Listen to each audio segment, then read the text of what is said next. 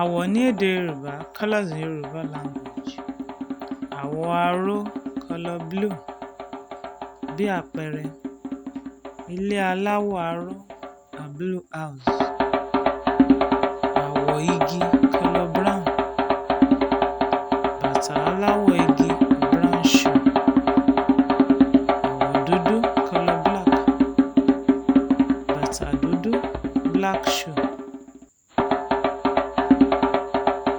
Àwọ̀ olómi ọsàn, colour orange. Ife aláwọ̀ omi ọsàn, orange cup. Àwọ̀ funfun, colour white. Aṣọ aláwọ̀ funfun, a white shirt.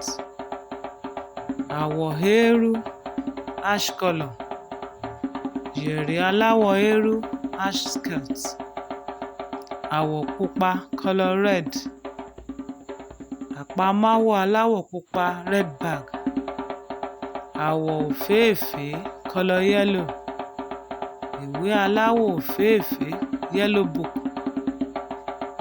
Àwọ̀ wúrà, colour gold.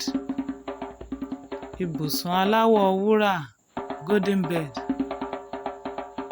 Àwọ̀ ewé, colour green.